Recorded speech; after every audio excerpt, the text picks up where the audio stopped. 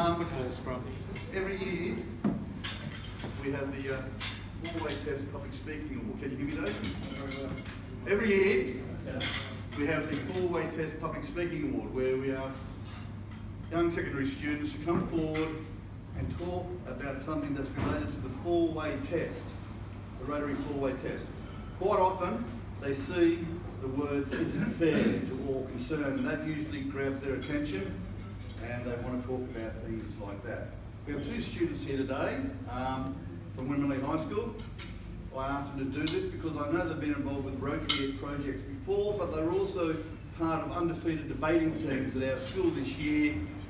They've now won one final against the other Winmerley side up at Lithgow High School in a festival up there, and both Year 9 teams are now going to be in the Blue Mountains final in 2 weeks' time. So these guys have been pretty good, very accomplished speakers, and hopefully not only do you find yourself entertained, but informed. I'd like to introduce our first speaker today, William Garrett.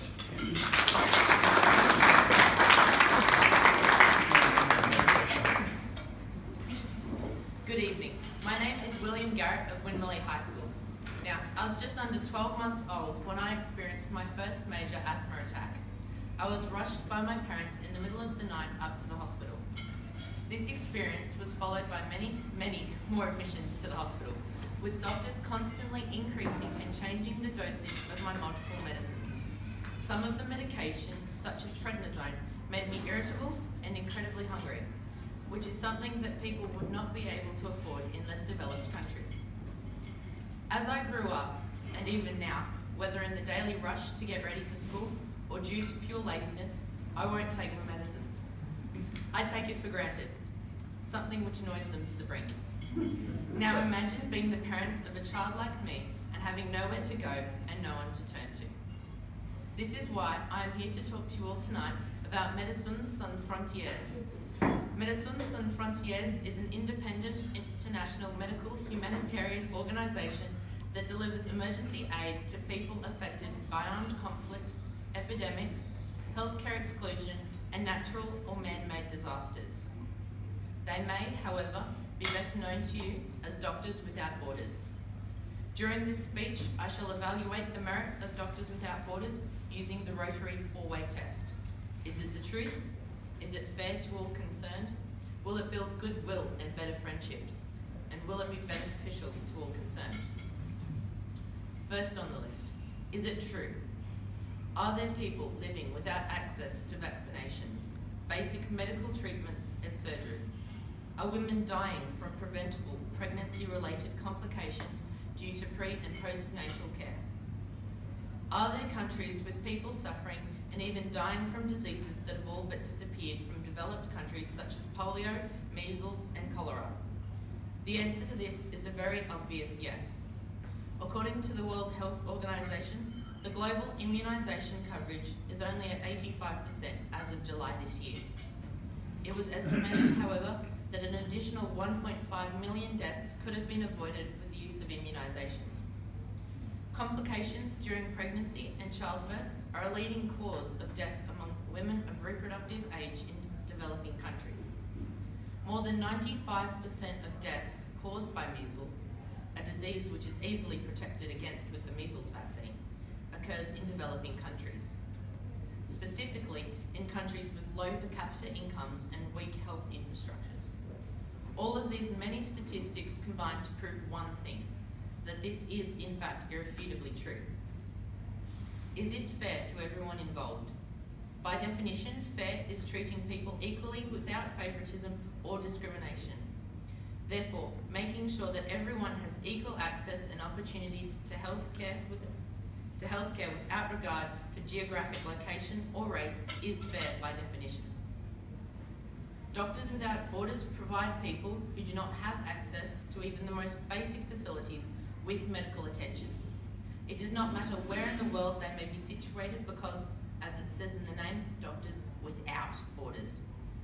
The fairness of this opportunity is evident through its complete lack of discrimination and its lack of regard for official borders. Doctors Without Borders currently have projects running in almost 70 countries, which amounts to over half the amount of countries in the entire world. However, there is another way of looking at this question. Is life fair? Is it fair that people die from diarrhea and other equally preventable diseases or illnesses? On average, diarrhea kills 525,000 children under 5 years of age every year and is the second most cause of death for children under 5. Does Médecins, Frontiéres build goodwill and better friendships? This organisation will improve the relationships between countries as they must inevitably be supported by more developed countries. This will improve relations between these nations, and it will also build goodwill with everyday people who support Doctors Without Borders. These people will feel good about themselves and the cause they are supporting, and Médecins and Frontières gets the funding that they need to continue helping others. Over 90% of all their funding comes from the fundraising that these people do. It will also spread communal goodwill as whole communities can come together in support of this cause. This spreading of goodwill is even more evident when these humanitarian efforts completely ignore the presence of war and nationalities. A current example of what I'm talking about is the American doctors helping save lives in Iraq. Despite past events, these doctors recognise that the crisis in Iraq is greater than any one person or event. The building of goodwill is inevitable when people are able to come together, put aside their differences, and pull together for the good of others. Is Doctors Without Borders beneficial to all concerned? Let me rephrase. Does Doctors Without Borders help people without access to basic facilities with the opportunity to use healthcare? The answer to this is an obvious yes. Doctors Without Borders provide medical assistance to people who are less fortunate than others and who don't have access to healthcare. It is also beneficial beyond the individual level, as it provides countries with increased goodwill, as I've discussed before.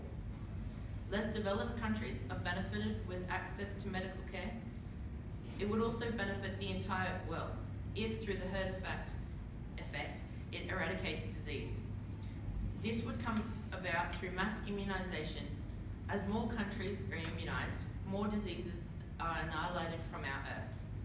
With the world being a smaller place, the average tourist would no longer have to worry about contracting a disease while on a holiday. As well as my asthma, I've had chickenpox, despite being vaccinated, whooping cough, again defying my vaccinations, pneumonia several times, as well as several other illnesses and injuries. It can be said with absolute certainty, however, that should we be in countries such as Mozambique, Zimbabwe, or Angola, that for me to be standing here in front of you, I would be relying solely on Doctors Without Borders. Thank you.